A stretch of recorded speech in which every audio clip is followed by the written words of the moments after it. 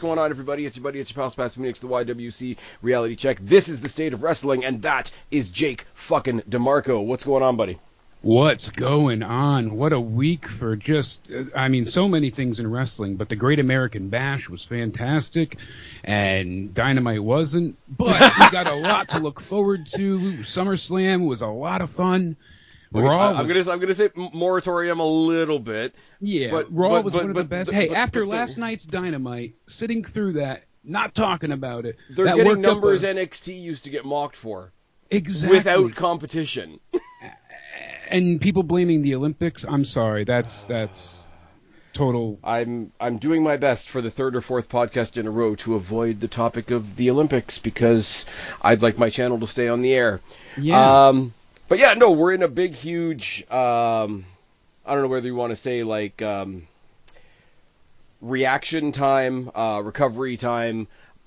Great American Bash night 2 didn't go the way we thought it was going to, for sure. No, certainly not. SummerSlam was friggin' loaded.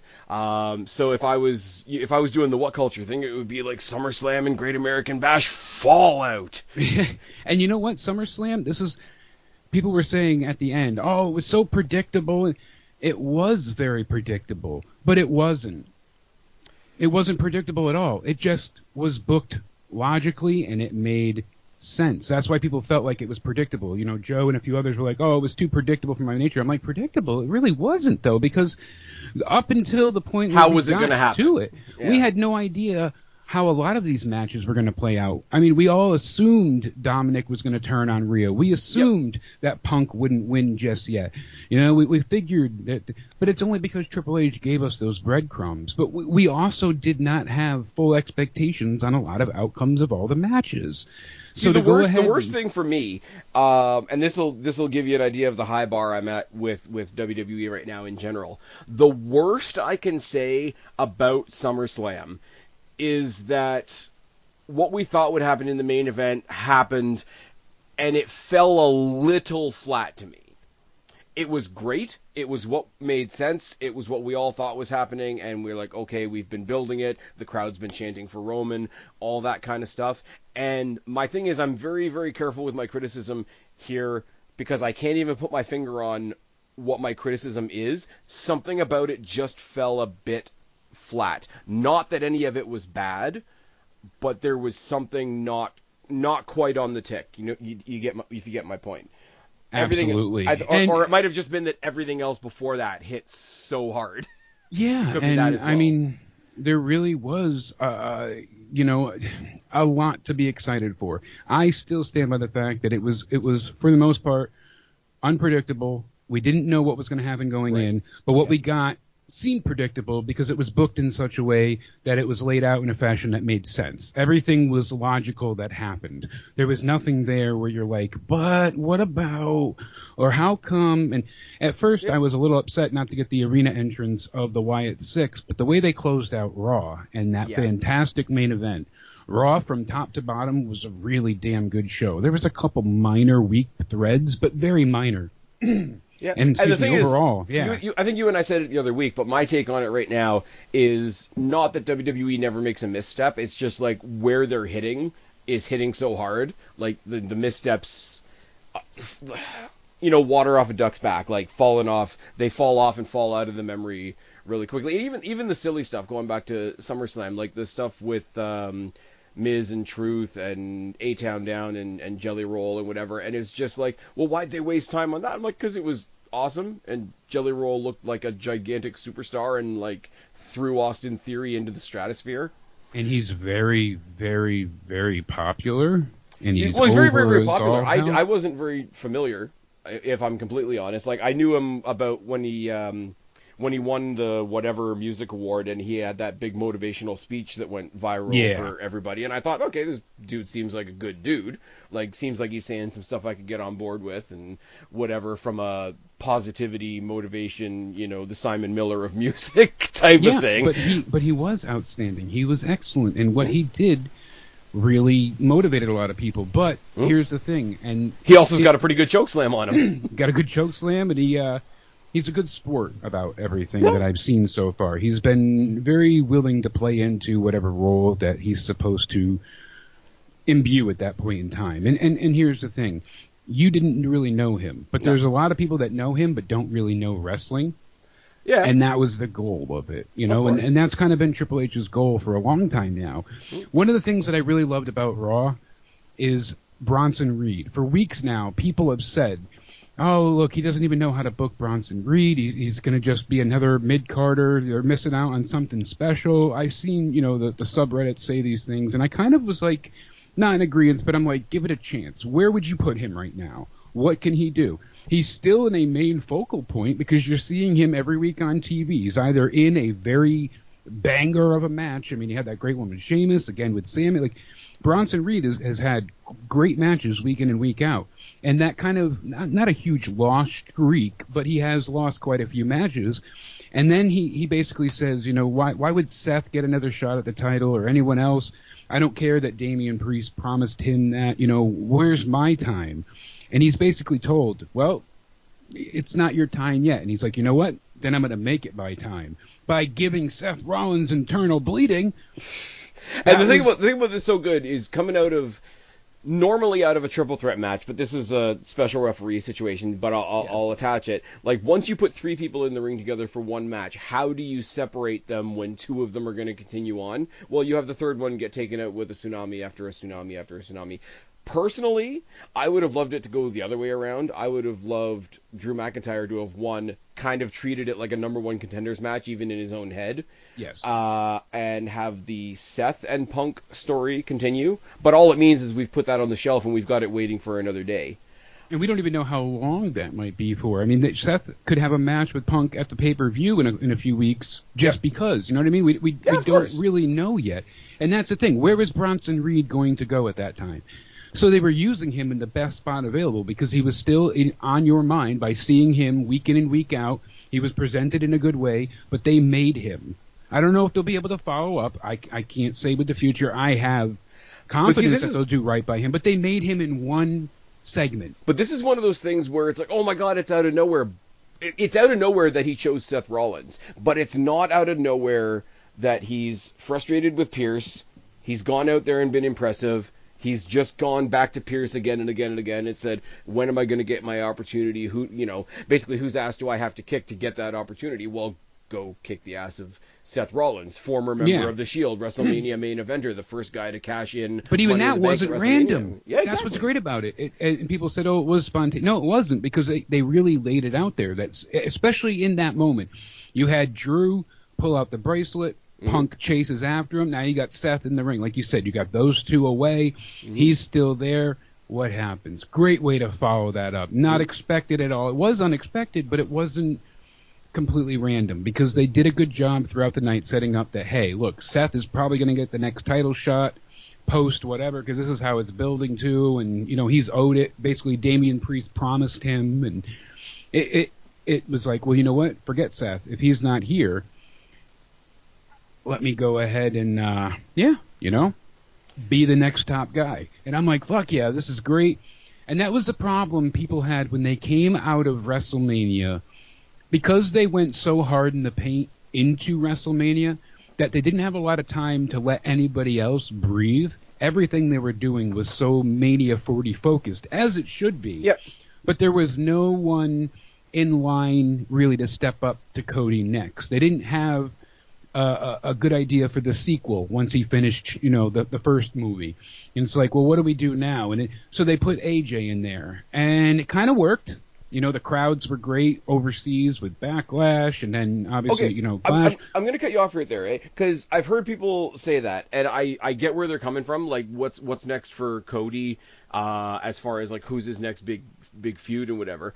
I don't mind what's next for Cody for the short term being just like, okay, what's next for Cody is he's the champion, and he just has a run and just takes on a couple of random challengers until the next person comes and kicks him in the dick and says, no, I'm going to be your problem now. I don't necessarily see, because if they're pulling back on because they made his title the main event of WrestleMania, which we knew it would be, and I mean the other title jerked the curtain on night 2 of WrestleMania. So to put more of a focus, I mean we're gonna talk about it much more in a second, but build a bigger story around the world title. Have somebody like Gunther, who's been telling his own story, achieve his goal that night, to have that be the thing potentially at Bash in Berlin, be the main event and whatever.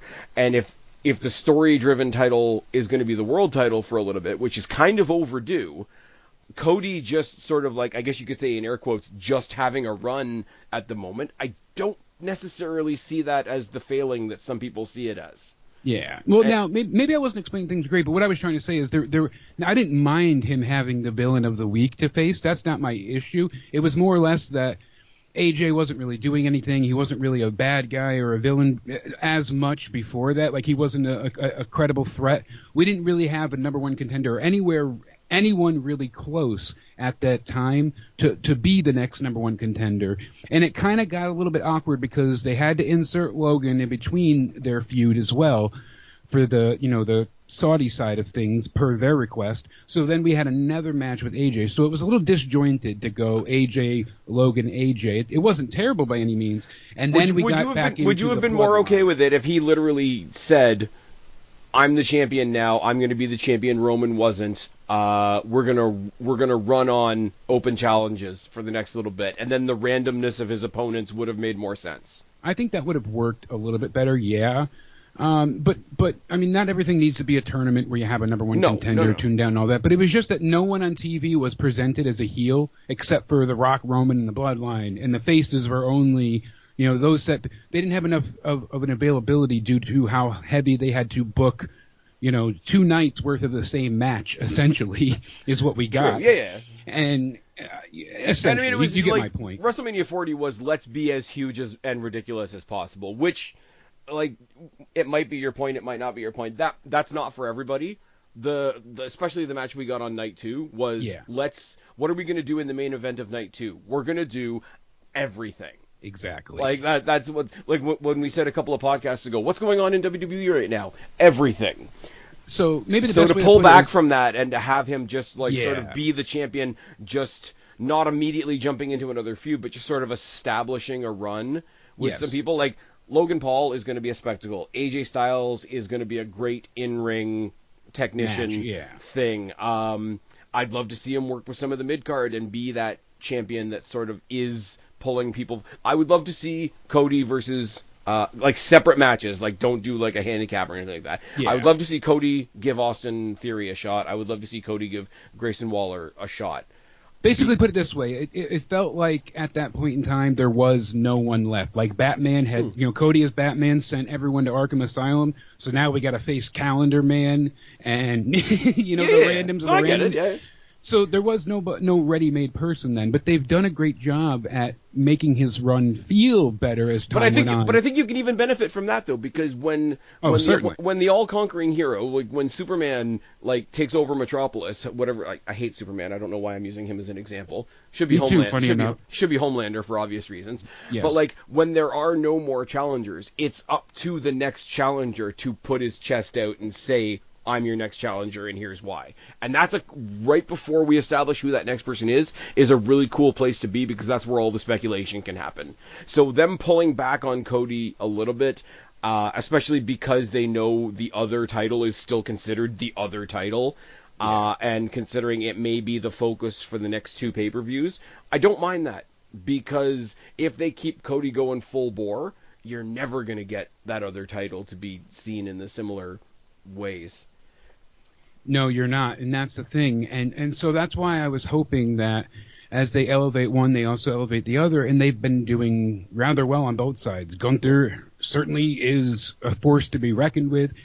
Damian Priest, his title run was not great, but it was good. And part of that was because of the story. I think when we look back on it, his whole story as champion, there's a larger Judgment Day conversation to be had in shortly.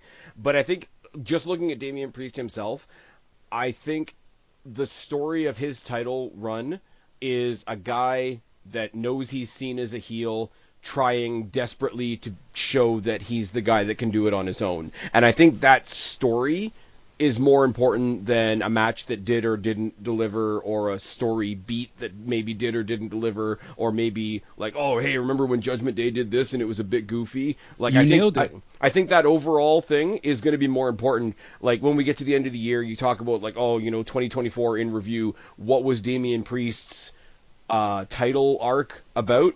I think it's going to be like Damian Priest with all his buddies around him that helped him get Money in the Bank and like he cashed it in at WrestleMania. That point forward to be taken seriously as not only as a serious champion, but a serious champion that was slowly deciding that doing it the right way was better. I got to give you a goddamn. You stole the words right out of my mouth. I got to go a little crazy for this one, but that's exactly what I was trying to say. And finally, you eloquently put it in a way that I can kind of agree with. It's just the fact that people were so focused on the here and now, but not the Damian we got coming out of his title reign. Yes. They're not looking at the character development we got, as you just stated so well. The fact that he is now a man of his own word, and he told everybody, stay in the back, I can do it myself. He didn't want the help. He wanted to come out of that shell of a heel, as you said, into a force again. See, and I don't even necessarily think it started as a face turn. I think they tried to do something even more intricate, where he was still a heel, like he was still a cocky dickhead. Yes. Like suitable to the Judgment Day, right? But I think for a guy who is a dickhead and wants all the things because heels want all the things, but still in the back of his mind was like sort of attesting to those questions of, okay, I've got it, but can I really do it? Having them do that with a heel, I mean, becoming babyface in the long run, but having them try to have that arc with a heel is an undertaking that WWE would not have done 2, 3, 4 years ago. No, you're not wrong. And I kind of went ahead and jump-started your third topic here. I kind of cut you down, but another person that we wanted to bring up to is Jones, and I mean for a damn good reason. You look at his debut on Raw, had something like over 8 million views on social media, more than everybody was touting, like more than Okada, more than Mercedes, and I don't need the brand war there, just be happy. But I'm excited that he is trending and making an impact, and what a debut. I mean, a double sidewalk slam. I was like, what? Well, I mean, the dude is I don't know, I just cut you off again, but no, keep going. I love the dichotomy of a powerhouse babyface, because like him going into the ring on his first night, even though he's been on the roster for a year and a half, going in on his first night and double sidewalk slamming the AOP, who aren't small boys by any stretch of the imagination, should be terrifying. But he's a babyface, and he's a babyface that's linked himself with the New Day, so it's fun and you're cheering for destruction. Yeah, you know what I mean? There's also that story there too, where it's like, oh, the Xavier Woods bit. Yeah, he all these years we wanted to see the New Day split, and it never really felt like it was the right time. There were kernels of where it could have worked, maybe where the guys turned on Kofi during Kofi Mania, or something along those lines. But that would go against everything that they stood for, Yep. So it was like people can have a change of heart, but a total change of morals is usually less common, and I don't think Vince would have booked that in a way that would have made them make sense. No, they would have split, because that's what tag teams do. He doesn't understand friendship. Exactly. And that was like one of the things that bugged me, the way it was handled with Enzo and Big Cass, and breaking up people too soon. You could say as you will, but there's been a lot of times he had a ready-made somebody, and instead of like the next New Age Outlaws that he decided to yes.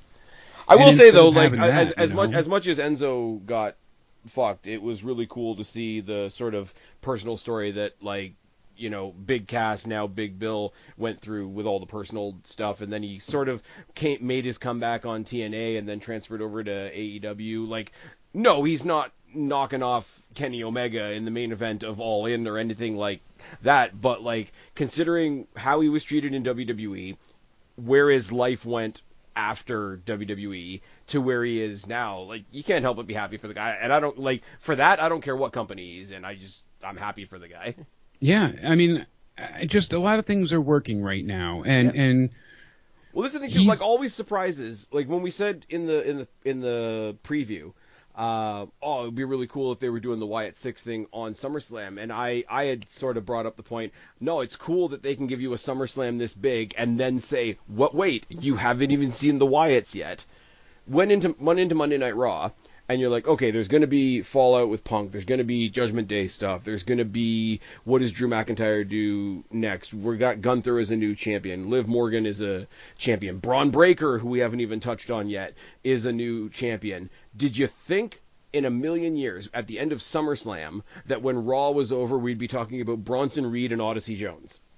No, certainly not. And the thing with Odyssey Jones, too, is that, I mean, the New Day come out and they're pushing Ninja Turtles gear. Like, I get it. It's a sponsorship right now. The action figures are really freaking cool. Like, I'm a Ninja Turtle fan at heart. I grew up with the Ninja Turtles, and they're the characters that can do that, too. Yeah, and if anybody, that's what I was going to say, if anybody could be silly and survive that, it's those two, because they are, you know, kid-friendly and of that PG mindset. Yeah. They've always garnered more of a kid-friendly audience.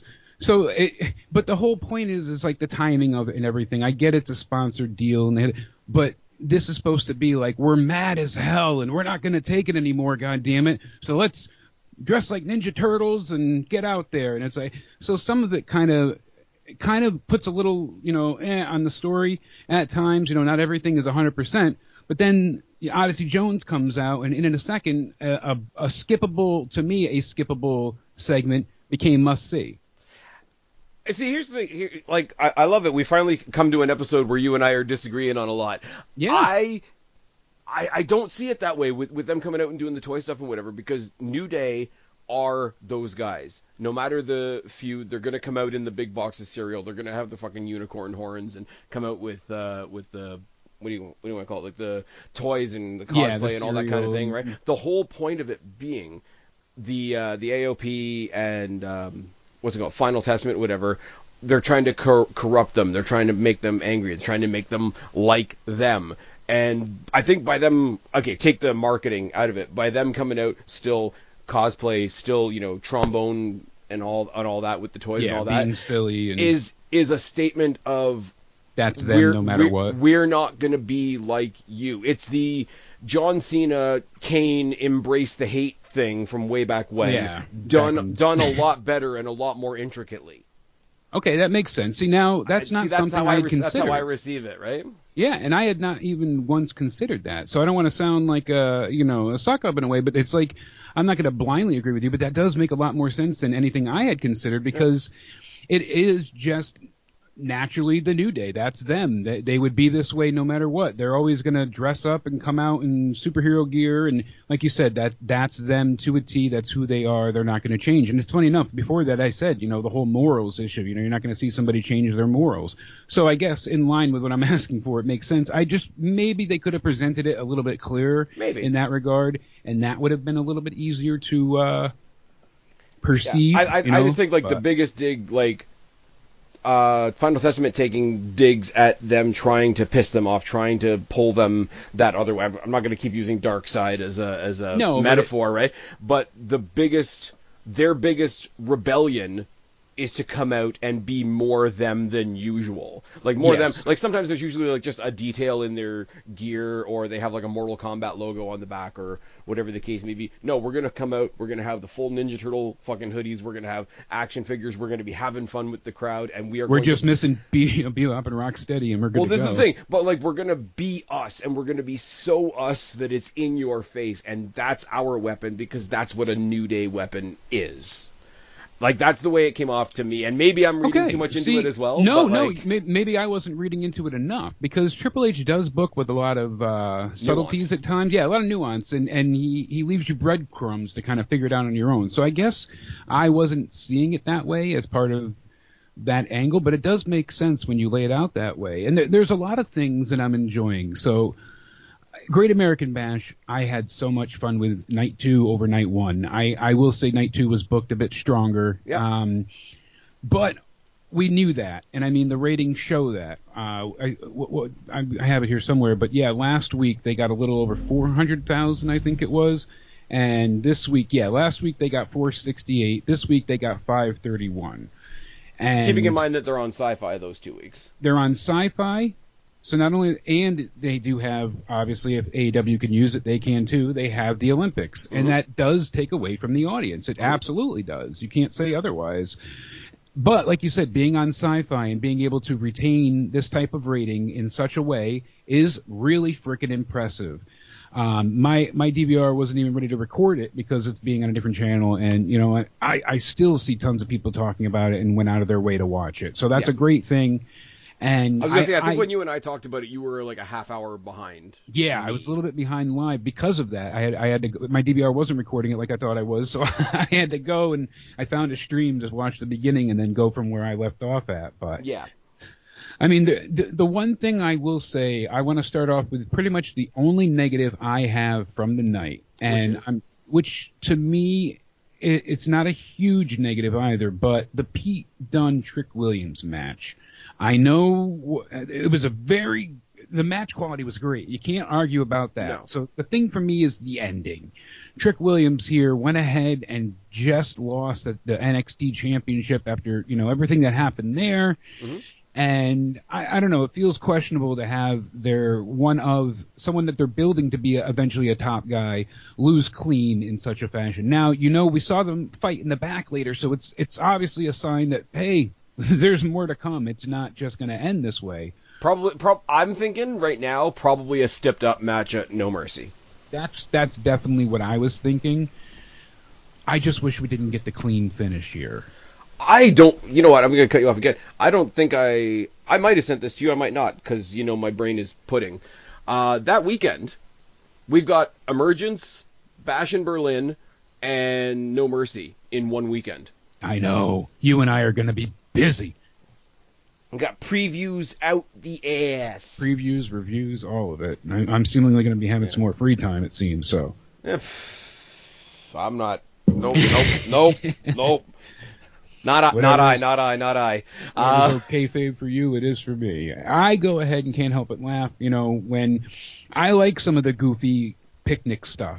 Most of it was like, oh, okay, you kind of roll your eyes at it, but there were some scenes that made me The powerbomb thing on the picnic table looked like it wrecked only because, and WWE does this so good. They don't have to do anything drastically different. They just have to make it look a little different. And like this kind of table doesn't quite fall apart the same way this kind of table does, or like, remember in AEW, a wooden chair doesn't look like a shaved down metal chair, but like, it's basically the same spot. It looks a bit different, and immediately your brain goes, oh my god, that's something brand new, he's probably dead.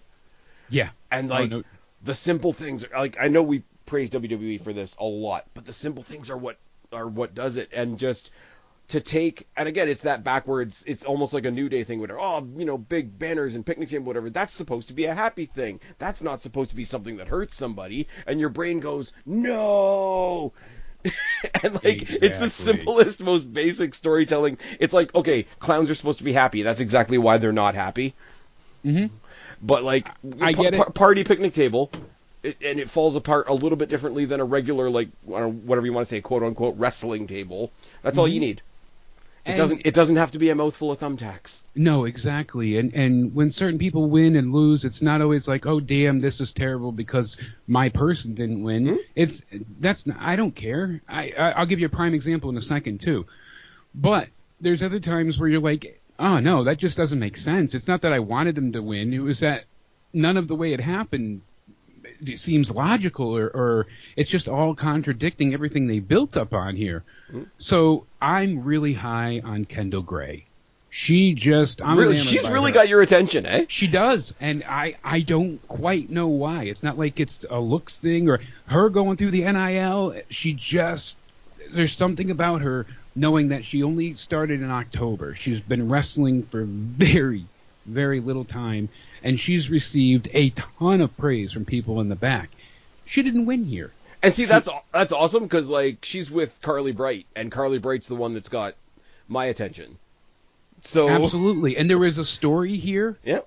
And all right, Ren wins, so now, she gets to go with the, no quarter catch Republic people, and she's going to keep the secret still, and it's like, there's a lot happening. Yeah, and Charlie Dempsey's going to get his shot at the Heritage Cup because of it, so he has to like begrudgingly accept her into the group. The No Quarter Catch crew has gone through more changes than anything. I mean, it started from Ronda Rousey fucking over Drew Gulak and went all the way down, but like it's. And I can't take this credit for myself. It actually came from Hamflet on What Culture.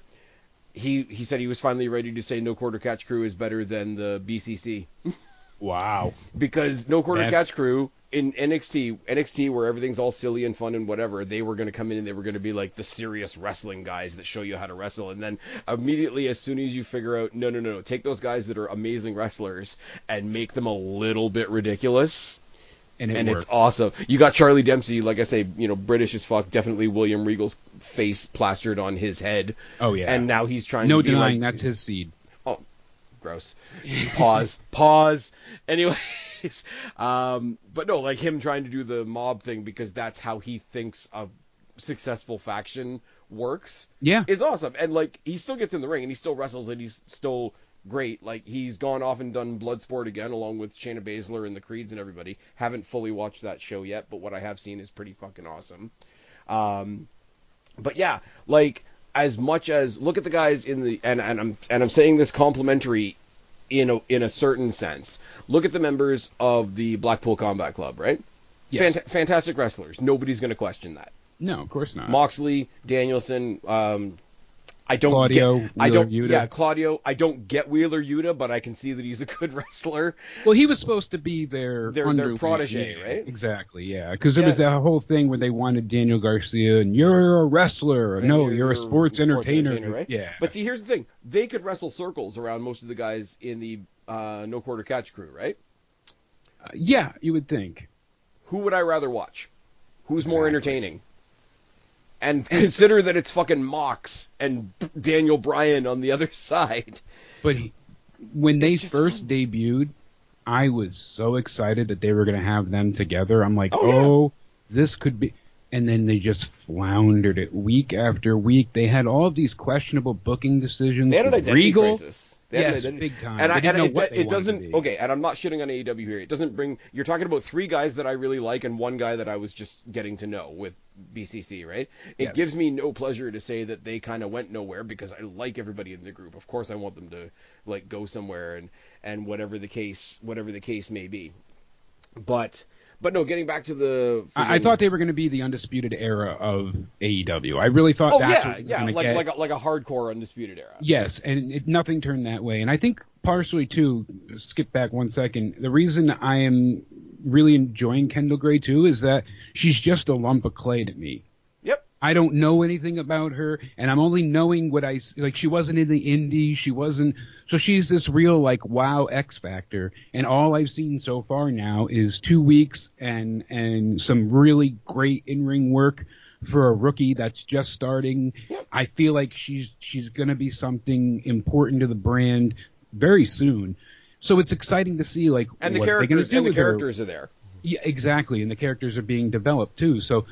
We said it on night 1 when there was just I called it the women's roster exhibition where they had like the 3-on-3 the 6-woman tag, right? Yes. And it's like that, and normally you would say, oh well, that's not 2 teams, that's just random people, and I'm like, no, it's not 2 like solidified teams, that's 6 individually created and sculpted characters that weren't even on your TV 2 years ago.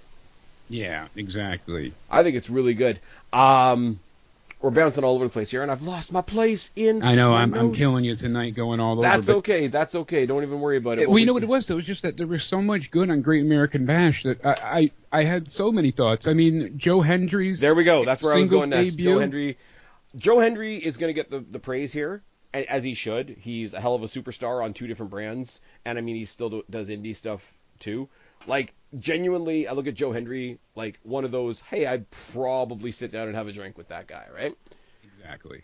What's going to go under the radar here is when you've got a bombastic character like him that's kind of debuting for the first time, you kind of need the right kind of character that's going to pull itself back and let him do his thing. And for that, I think Gallus is going to go completely underappreciated in this match. because they have to sort of be like the boring, grumpy guys so that the flamboyant, new, positive character can shine. And I think they did amazingly well. And I don't just say Joe Coffey. I think the other guys that took the dive over the top before the match even started, I think they all did their job perfectly.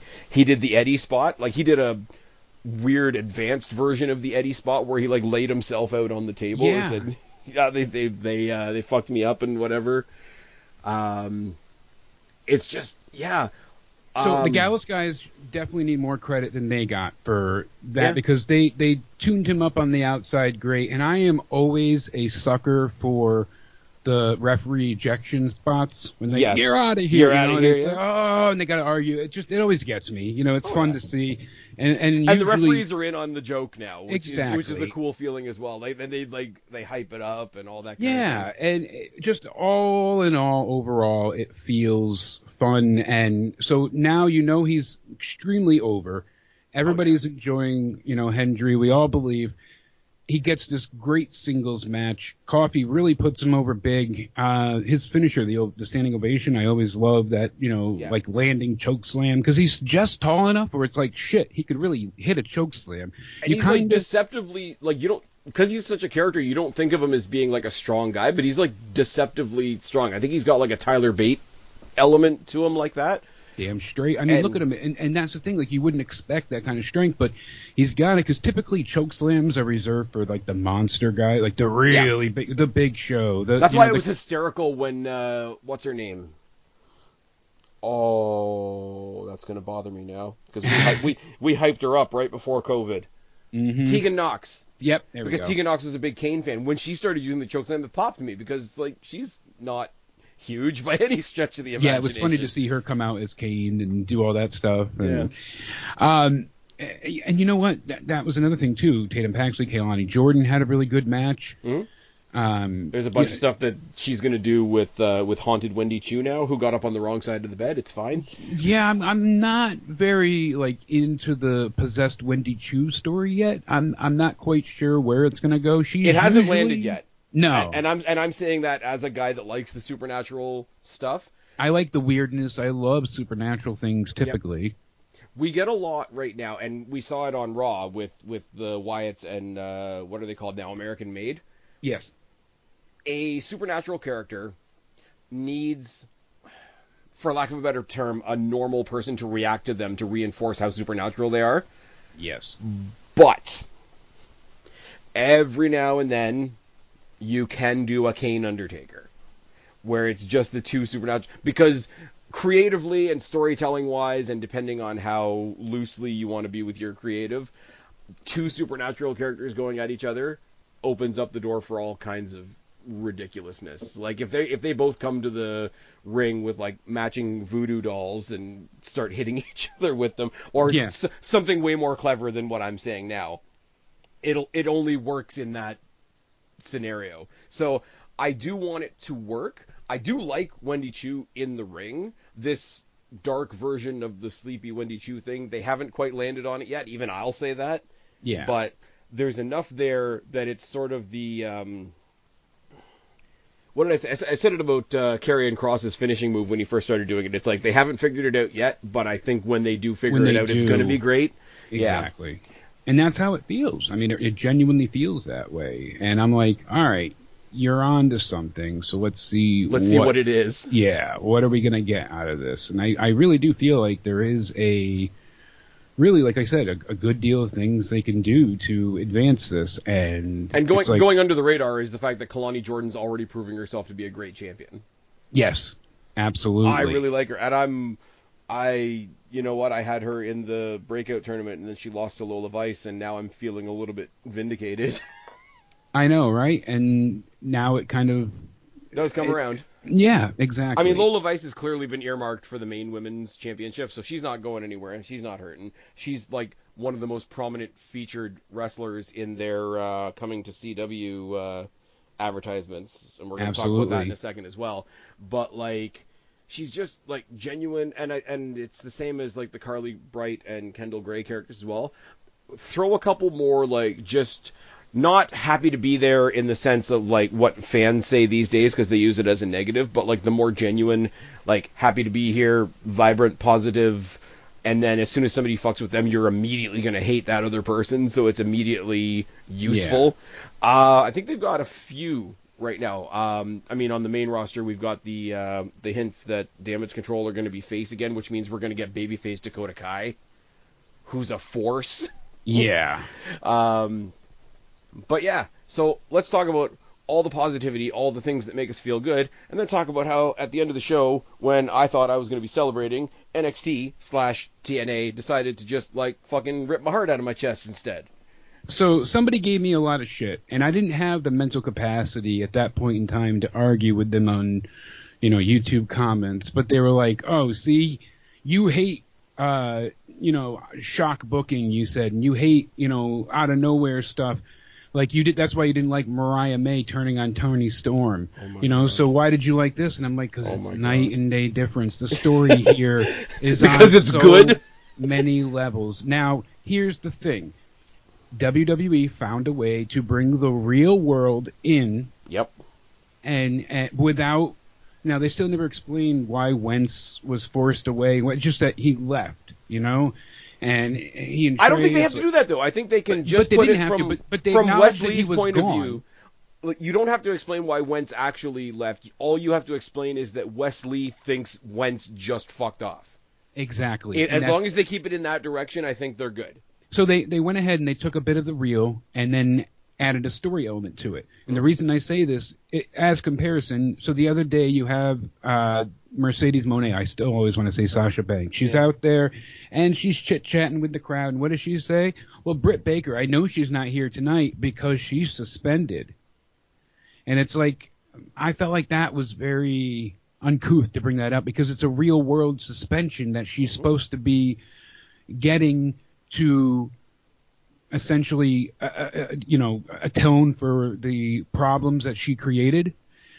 And instead of getting that, it's like, all right, they turned it into a storyline, which I don't always hate. That's not, but the way they handled it this way. So then they had people come on TV and said, oh, well, we're going to supersede the Elite's decision because they said the Elite decided to suspend you. Not well, they want to tie her to the Bucks, I guess. I get that, because obnoxious cunts of a feather stick together. Yeah, they've had Sasha work with the bunks, a few times now, but the bunk holes are going to be bunk holes, and that's what comes down to. Because it all fell flat. Why? Because they said that, oh, well, Tony Khan is going to supersede the Young Bucks decision. The EVP's suspension is now over with. It's null and void. So they were telling her, you're out of suspension. And here she is live via satellite. And it was a pre-recorded message. So it just came across very mud show, second rate. Okay, here's the thing. Ignore the fact that it's a pre-recorded message. Even if it was live, why was there a camera crew ready to go at her place if they just lifted the suspension? Exactly. And even if but why lift the suspension at all? Yep. Why mention it? Why just say she's not here? And so again, they felt like they had to. Why? Because Tony books for the sickos, and he knows the sickos know that Britt Baker just got suspended. So to him, it's like, get it, guys? I broke the fourth wall. I did the thing. As where NXT was like, oh, he wasn't here. Now he's back. He was with, and they gave us the feel good. This was unexpected, but it makes so much sense. Here's the thing. Maybe it's not justified, but it makes sense. Here's the thing. This thing, if they took it to its fullest extent, is going to fucking feed families. You've got a long-term storytelling breakup of a tag team that has existed in two different companies in two different guises. Yes, that ties into the real life. That ties into the real life. That ties into the awesome singles run that Wes Lee has had. And at any point, you can go in any direction with Trey Miguel, who he got attacked as well, but I think they're going to play him off in the long run as the guy that's stuck between the two fighting friends. Yes. Because right now the problem is going to be with Wesley and Zachary Wentz, because they're the tag team. They're the team that split up when MSK was split up, when, fucking Wentz got fucked by 2020-ism. And then the Rascals was later on down the line. The Rascals came back, and the Rascals was very much a TNA thing until recently. So the match that has to happen... Until it wasn't, exactly. The match that has to happen is Wentz and Wes Lee, because that's the original NXT tag team that's been broken up, right? But here's the thing where I'm jumping already, where you've got Trey Miguel kind of stuck in the middle, because the focus of the attack was on Wentz. Trey Miguel got taken out with a super kick. Wentz got the low blow and the freaking Meteora into the steel steps, which was fucking awesome. Brutal. Like, keep that in your arsenal. Yeah. But, like, here's the thing.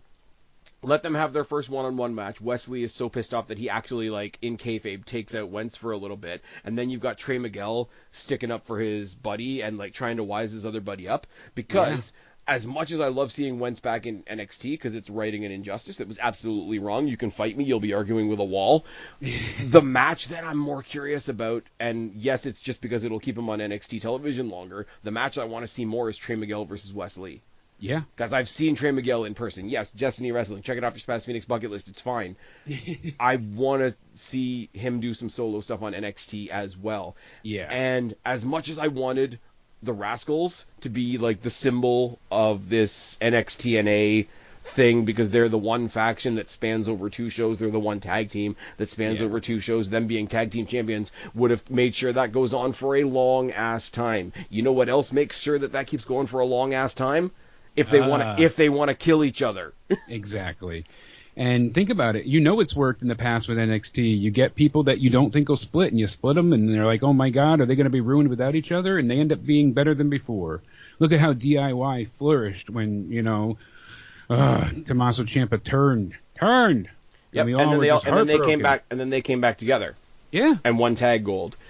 And then Sami Zayn and Kevin Owens fought forever, and then they came back together and won tag gold. Exactly. If we get, say, like, far out now, looking at next May, looking at Stand and Deliver time, if we have a Sammy KO hug moment in Montreal right before Stand and Deliver, you might get the NXTNA Tag Team Championships being defended against the reunited Rascals, reunited MSK, etc. at Stand and Deliver. And that could be main event worthy for those people that complain about tag team titles not being in the main event. Yes, absolutely. And that's the thing, though. They really, this was the main event of the show. I thought Axiom and Nathan Frazier were done here. I thought this was a foregone conclusion. That was the other brilliant thing. Yeah, that was the other brilliant thing. This is NXT righting a wrong of fucking cancel culture. Like you said, they're gonna. We never wanted to let you go. We had to. This is terrible. We're gonna make the wrongs righted finally. That's kind of how it seemed like it was. But they wrong-footed the fans so much, and this is one of those times where I'm genuinely so happy to get gotten by wrestling. Oh, absolutely. I would have never predicted this in a million years, because for weeks they've been slow burning the breakup of Frazier and Axiom. Yeah. It was a foregone conclusion that MSK were going to be the tag team champion, and then just to pull Frazier it away. was so pissed because an hour before he couldn't find his partner for the tag team title match. And what was happening on the other side of the coin? The Rascals and MSK were all lovey-dovey pre-match together, ready to. Yeah, they were focused. They were united, and that was all that mattered. They took us on the ride, and they did it exceptionally well in a way that will never get the credit that it deserves. Not only because it's WWE, but because it's NXT. Yeah, and I mean, this had people in tears, myself damn near included. Like, I really liked the Rascals, and I was so happy seeing them together because of what it stood for. It was more than just a tag team reunited. It was that feel-good moment because of someone getting screwed, and we saw then how everything turned out, and it was like, all right, finally, we're going to get a chance. And you know what, though? Other than that, though, on a more general point, the Zachary Wentz thing I could talk about forever, right? But it was the biggest symbol of, like, hey, this is NXT and TNA. This is a symbol of what could happen. And it's why now everybody's predicting that Josh Alexander is going to come in at some point and help his former tag team partner, Ethan Page. Yeah, and we see Alexander, kind of making wild bookings as of late, and he's a bad guy. The new Canadian Scott D'Amore. But see, here's the thing, though, right? With Josh Alexander right now, and your mind is able to play with things like this. Josh Alexander has tag team history with the current NXT champion All Ego Ethan Page. He's also got a new brewing feud with the hottest thing to come over to NXT from TNA, Joe Hendry, who now has a residency in the WWE Performance Center. And is not going anywhere. And is not going anywhere. It has said as much. Like, he's got two reasons. That's the thing. To come over. And I'm sorry, like, it's the Destiny guy in me. Yes, checking off the Spaz Phoenix bucket list twice. It's fine. I really want to see Josh Alexander in NXT, because eventually I really want to see Josh Alexander versus Chad Gable. Yeah, but that's the thing. There are so many people right now that I'm high on. Oro Mensah being one of them. Him and Ethan Page had a wow, what a good match. And that was the thing. I like his attitude. Ethan Page's. I think that he is a really good heel in the sense that not only can he back it up, but he can also... But he's bringing people along with him. Oh, that too, but I'm saying... Oro Mensah was fucking phenomenal on NXT. I almost didn't mention that. See, that's why I had to bring it on your bucket list. But I genuinely, like I said, really liked Mensah, was really happy with everything we got from that match, him going into it like it had that big fight feel. But Ethan Page doing the NX Me thing now, I really feel like that's going to catch on. And he is a heel that can not only win fairly, but can also cheat when necessary. So he's not a full MJF that has to be, oh God, we got to beat him every time by watching out for the ring or some other nefarious bullshit. But it's a trope at this point with MJF. That's all he is now, is that damn Dynamite Diamond ring. That's the only way. And he looked like he was dressed to go to Great American Bash on certainly was. But that's, so it's like, instead we started to get face MJF for a while where he was winning without cheating, and that was the face side of him. As a heel, he should be, hey, he's badass enough that he cheats when he doesn't want to, he'll take the easy way out, but he'll also win when necessary. But we didn't get that. We don't have that right now. As we're Ethan Page, it's like, oh yeah, he can cheat, but he'll also kick your ass too if he needs to. So I think that's big success with him. Big money going forward. That's what it comes down to, is him being that kind of omnipotent threat that he's going to be able to handle any situation that comes up. He's all-knowing, all-powerful because he's been it and done through it all in TNA, and he's got all this history and expertise, and so it just seems like a real badass champion. And that's kind of what we needed right now for when he gets dethroned by whoever decides it. Yeah. It's going to be incredible. I think it might be Noam Dar, Like, depending on how long Noam Dar is out, I would like to see, I don't know, I'm not 100% confident in it, I would like to see Noam Dar try a main event spot. It could be interesting. It could work. It could not, but here's the thing. But we don't know at this point. Here's the thing. Look at how much time we've spent talking about Great American Bash versus how much time we basically skidded over SummerSlam a little bit. Safe to say that we're pretty high on NXT, right? Absolutely. And really quickly, 2 seconds. What was your favorite match from SummerSlam? Some people had asked me, what was your favorite? I know mine was Logan Paul, LA Knight. It spoke to me. It really had that great feel moment, but also the athleticism, the story told, the way they worked with each other. I was just very impressed. I thought they had a fun match. My opinion of that match is slightly tainted for outside reasons, and people aren't going to change my mind on that. Probably, I mean, it's hard to go against Punk Drew just with all the story behind Punk and all, and absolutely waiting 10 months for him to actually be in the ring in a one-on-one match. So that's probably my answer. If I go with my gut, though, like, where did I get like the visceral reaction? And I'm saying this over Punk, was Liv Rhea. Yeah. That would be my second. And with Dominic turning, I didn't know if Dominic was actually going to turn or... and that's what you said before. With SummerSlam, we didn't know. It was very unpredictable. And that's what I truly appreciated. Everything was delivered in such a way that it made great sense, but that's only because of all the clues that were left along the way to do so. Of course. And we do have to have a huge conversation about the entire Judgment Day current layout. But before we get to that, before we get off the NXT topic, I do want to get your quick thoughts. NXT, moving to CW. The first 2 episodes on the CW are live in Chicago and St. Louis. Obviously, NXT is cheating because October 1st has CM Punk there and October 8th has Randy Orton there. I don't really know how Randy Orton fits into the mix. CM Punk is very publicly involved with NXT anyways, but just NXT going to CW, it's always a weird conversation for me up here in Canada because it's just staying on Sportsnet up here. But going on the road, doing 2 back-to-back live shows in road locations. General thoughts? You know what? I think it's great. I'm super excited. I'm glad they're going to have CM Punk there.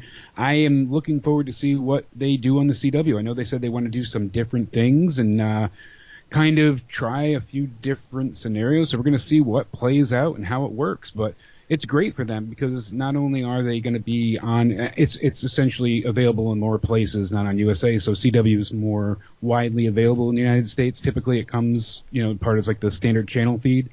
I can't wait for the ratings and attendance conversation. I'm telling you, with them going on the road and people clamoring to see NXT live, I really think this is going to be pulling huge numbers, like you said, not just viewership-wise, but in person as well. So I think they're on track to be sold out. So they're definitely going to sell out. Fair enough. My question, and then we're going to move on to the Judgment Day thing. With CM Punk and sort of like the interesting position he's in right now, if it were up to you, would you have him come out as just the character CM Punk, gets into a random confrontation with somebody, maybe has like a little bit of a scuffle, teases a match with somebody later on down the line, or would you have them acknowledge on screen that he's a guy that is actually in the back helping run NXT along with Shawn Michaels and whatever? Like, do we let it be a little bit more real and he comes out and just like has a hand wave and says, "Oh, I'm glad to be part of this. You guys are all great," or whatever? Or would you have him be more character and say get into a confrontation with, I don't know, Ethan Page or somebody?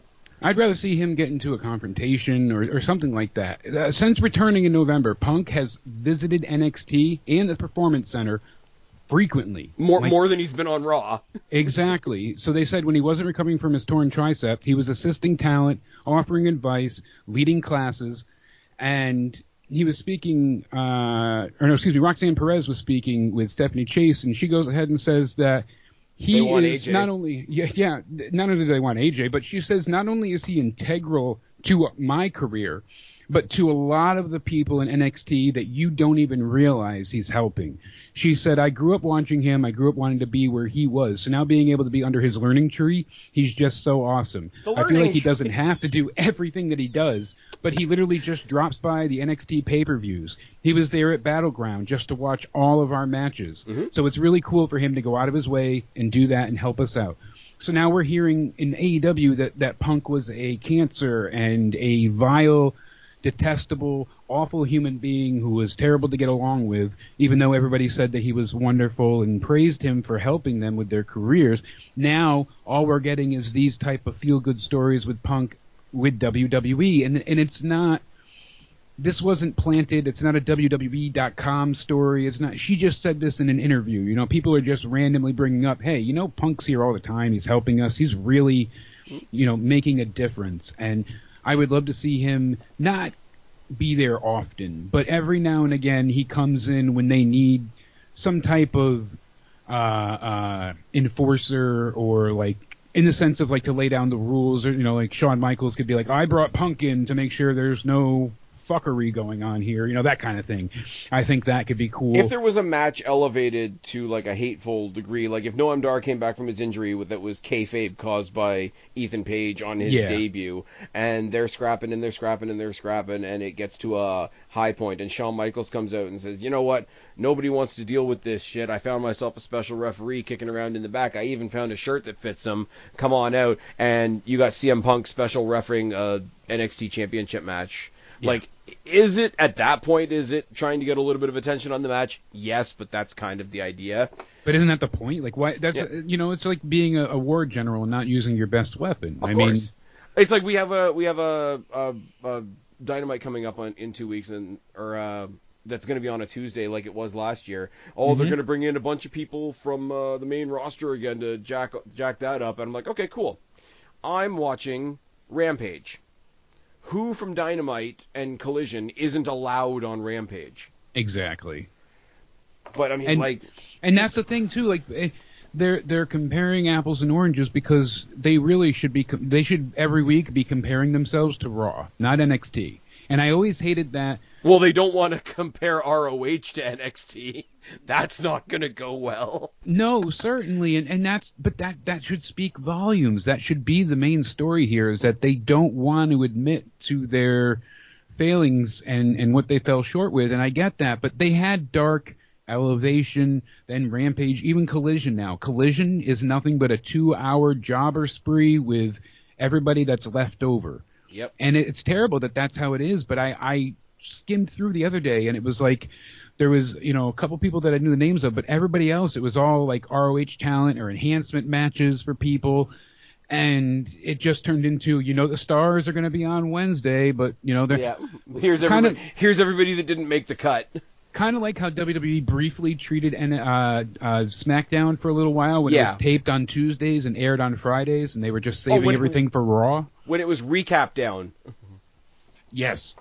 I'll tell you something, man. SmackDown. I'll tell you something, right? So, my younger brother was over the other day. Very, very, very casual fan. And he said, oh, let me know what's going on with this and that. And I said, oh, by the way, SummerSlam's this weekend. If you want to give it a look, give it a look. Here's where you go to watch it. Totally legitimately, of course. And we were talking about the two companies and where they are respectively. Because, like I say, me very, very much into doing what we're doing, and he's more of a casual.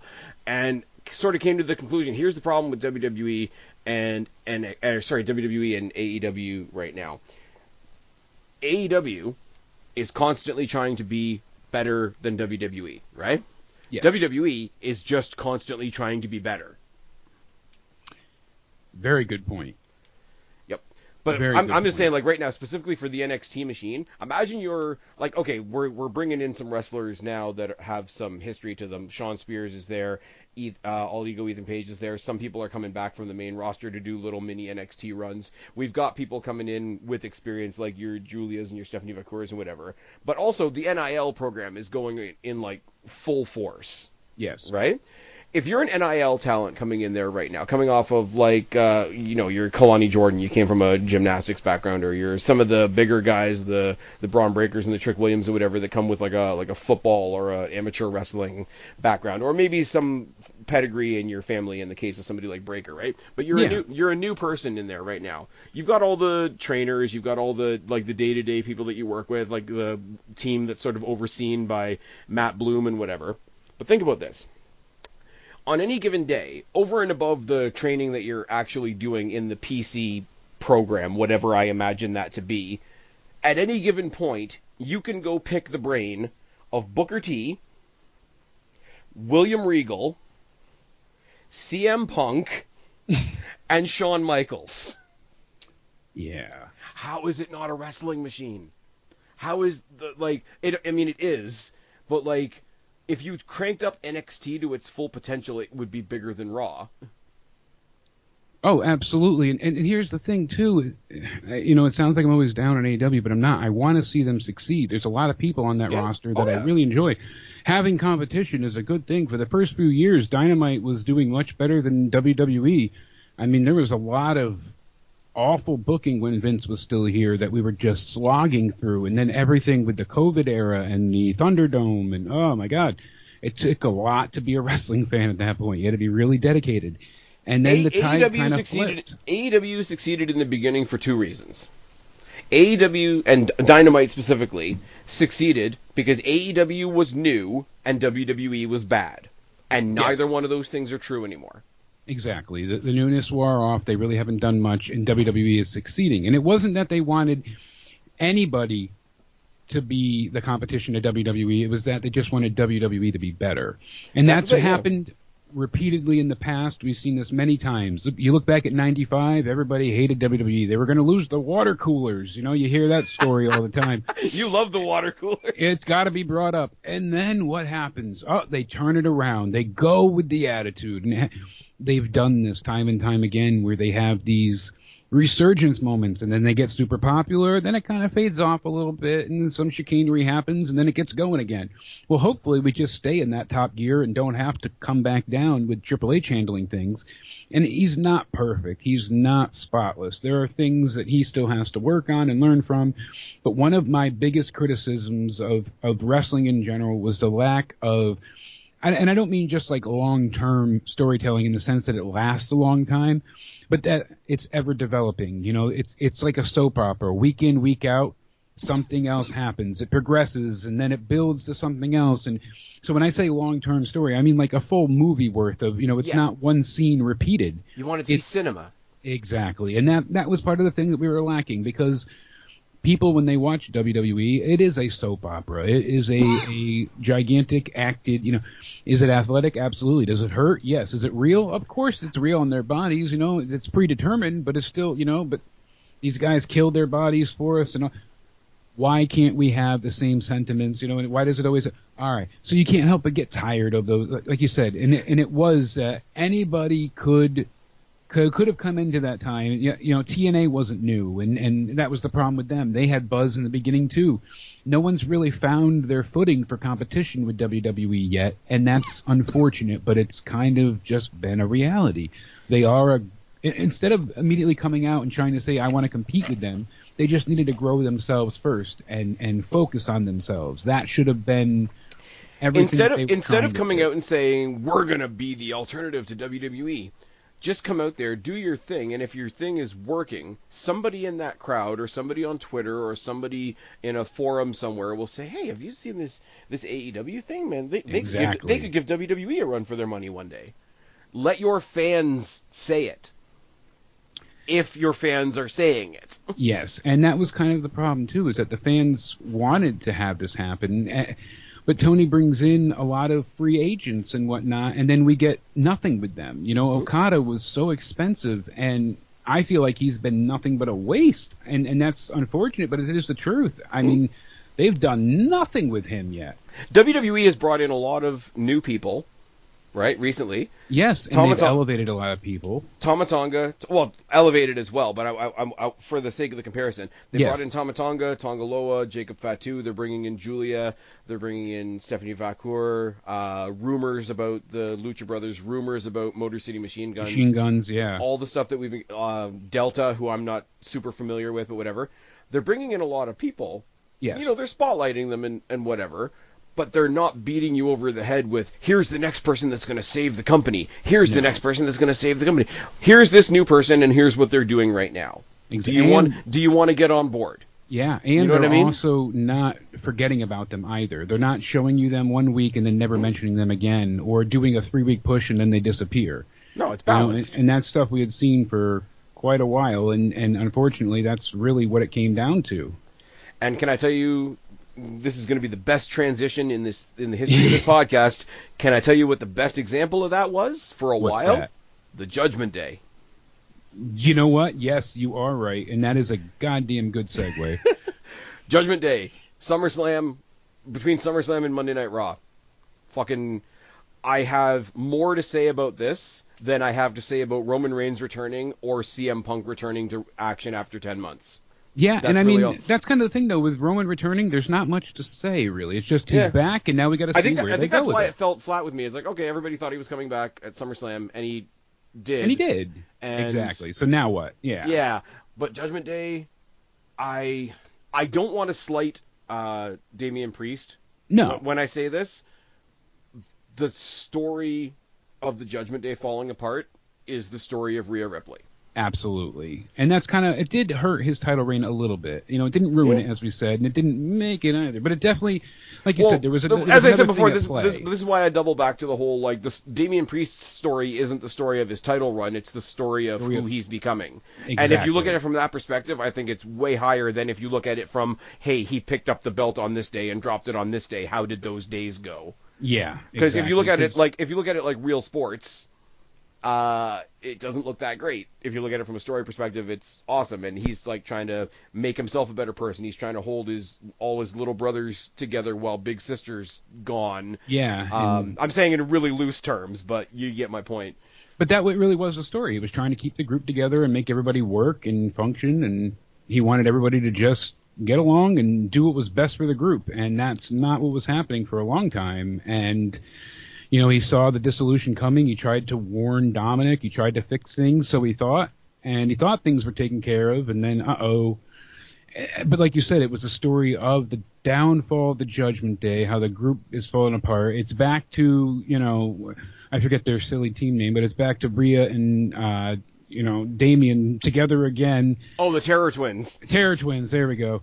They're back at it, and it feels like it actually means something. That's the thing. That's the thing, and I really have to developing. I have to give it to Rhea at this point, because over the course of, especially going into SummerSlam and whatever, we got into like the more vulnerable side of Damian Priest, talking about his past life and how things were tough for him growing up and whatever, and where he's struggled this and that. So he's shown a little bit of a vulnerable side to him already. Now, that's going to fuel anger, and he's going to be a wrecking machine going forward, and that's all fine.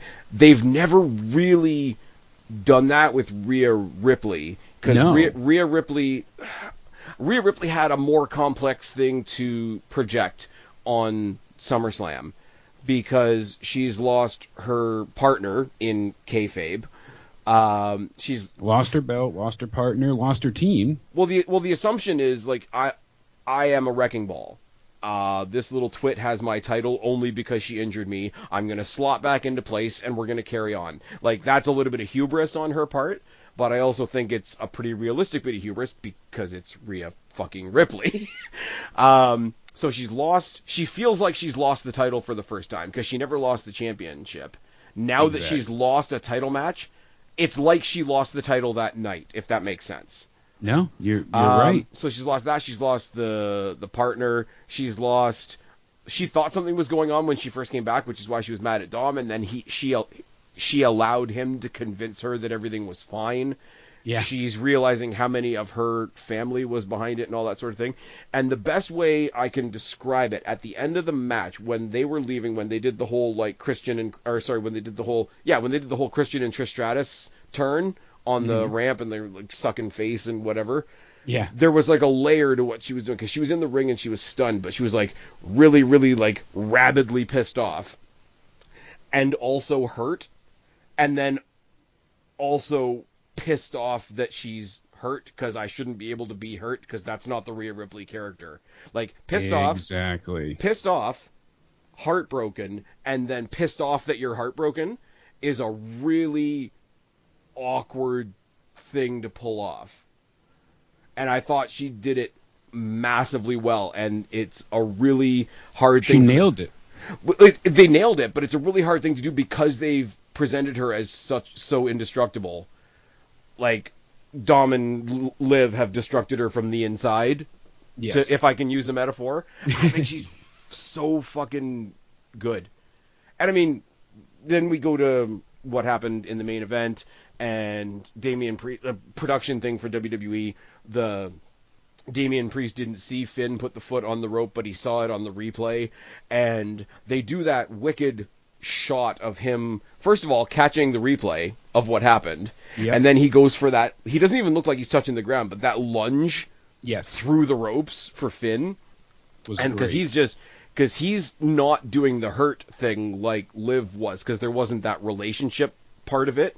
He's just like, the red mist has descended, and that's all I see snapped. now. Like, I'm in the middle of a title match, but right now that's all I see. And then, like, obviously he gets taken out, and Gunther wins the title, and that's a whole separate conversation. We'll talk about that if we have time, because there's a couple things we're not going to get to tonight because we've rambled. But there was also a chance that Judgment Day didn't split up there, that Damian didn't get screwed by Finn. We weren't sure. We thought, but you didn't know for sure. This is the thing.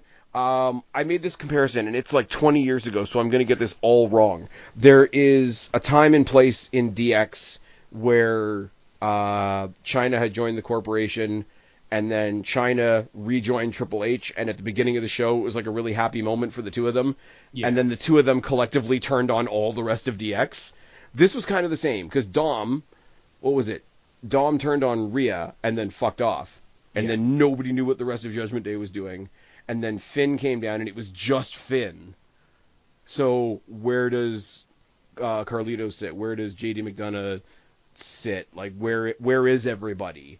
Yeah. And they left that to Raw, and that kind of restraint would not have been shown by WWE a couple years ago. It's like, no, certainly not. And that was I must tune into Raw to see this as well as the Wyatt Six. You know what I mean? Like, there was, and if you're not into either of those, there was other things for you. That's like kind brand of brand new guys in Reed and Jones.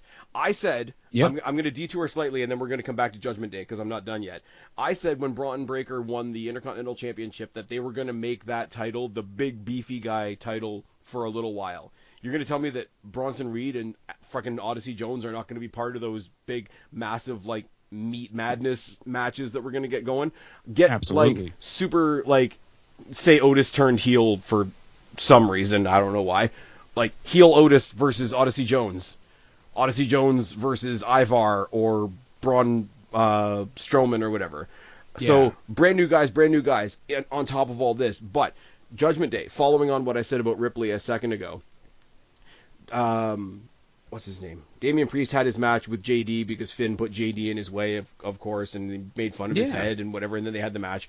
And JD does a really good job of getting his ass kicked. It's another one of those things where it's like Gallus. I don't think he's going to get the credit that he deserves for filling that role. No, but he sells like a madman. He sells like a madman, and but he sells in his face as well. Like the mental, what do you want to call it? Like psychological, emotional bit of, oh my God, I'm dying slowly in the ring. Yeah, someone needs to save me now, because he sells it very well, and he makes it feel believable. I think he's been good since NXT UK, and it's him and Gallus. I don't get the amount of people that like you don't have to like them, obviously, but people specifically go out to like. People hate them though at times. It's people like, hate Gallus, and I'm like, the worst you could say is sometimes they're boring and sometimes their shit is lame. But they fill the purpose. They go out there, they're lame, they get booed, and then they get their asses kicked. Yeah, exactly. It's kind of like people lost the true... The sight of wrestling, No, people lost the true meaning and value of, like, not jobbers, but whatever the next step up from jobbers is, right? No, exactly. I mean, if you think about it, JD is probably one of the best at selling since Dolph Ziggler. And Dolph never really got his flowers either. I mean, he was one that delivered consistently and constantly. And Dolph Ziggler, and this is why I'm so happy for him in TNA right now, even though I've got to catch up. Like, he's the TNA champion now, right? I was more happy for him, and there was more of a celebration for him in TNA getting the TNA championship than I ever felt that there was for him getting the World Heavyweight Championship in WWE. Yeah. That's mad. And no disrespect to TNA, obviously. But, that's mad. But anyways, so the whole JD thing happens. Damian Priest kicks his ass, obviously. Like, everybody comes down afterwards. It's like 5-on-1. Rhea Ripley eventually comes out. They chase him off. Rhea Ripley hits JD with the headbutt, and JD's got a big head, so there's all kinds of jokes to be made there. And what I find so funny is there's all this, like, they're Judgment Day. They're the goth rockers. They've got a little bit of a jock energy to them, too. They're ass kickers. Like, everybody's angry. Everybody's pissed off. Everybody's, like, way too cool for school, right? But once they clear the ring, there's this big fucking tight hug between, like, Damian Priest and Rhea Ripley, because they've still got each other's back, right? Exactly. And, again, it's the balance of two things, right? These guys that are absolute ass kickers absolutely would not show you, other than the slightest bit with Rhea Ripley, the slightest bit of vulnerability. Big, heartwarming hug for the two of them. Big, heartwarming hug for the fans that actually have been given the storyline permission to cheer them now as babyfaces. Biggest, best, most heartwarming, like Sami Zayn, Kevin Owens hug you can imagine. But, and that's how it should be. But, if you're the Judgment Day, like the new Judgment Day, that hug is terrifying. Yeah. Exactly. That hug is absolutely terrifying. Because you've taken all the monsters out of the group.